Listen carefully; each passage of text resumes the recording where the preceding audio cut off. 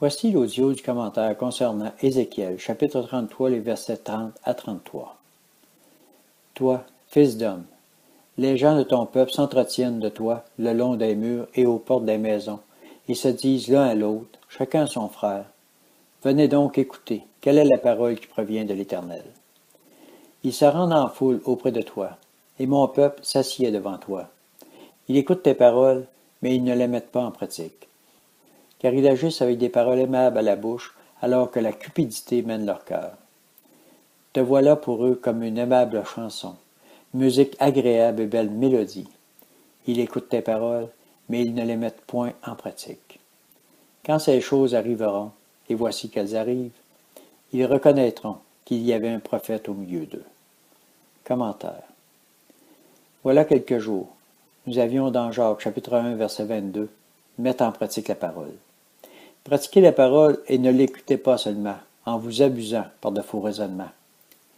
Dans ce passage, l'on voit la même histoire. Le peuple de Dieu est un peuple qui ne veut pas obéir. Après cela, on entend, mais pourquoi Dieu n'agit pas? Pourquoi Dieu a laissé faire ceci? Verset 33. Quand ces choses arriveront, et voici qu'elles arrivent, ils reconnaîtront qu'il y avait un prophète au milieu d'eux. Car le Seigneur Dieu n'est pas Seigneur à 100% dans le cœur des croyants. Tu donnes ta vie au Seigneur, mais tu la diriges. Le Seigneur est un gentleman. Quand tu tiendras ta main sur le volant, il te laissera conduire. 1 Roi, chapitre 18, verset 21.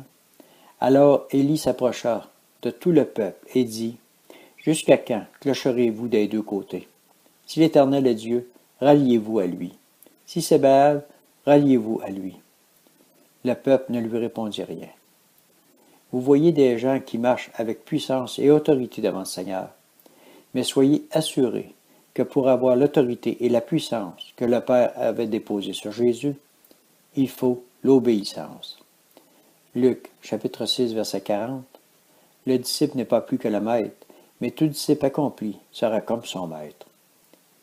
Un disciple est quelqu'un qui suit la discipline d'un maître.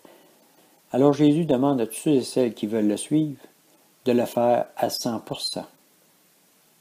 Jusqu'à quand clocherez-vous des deux côtés?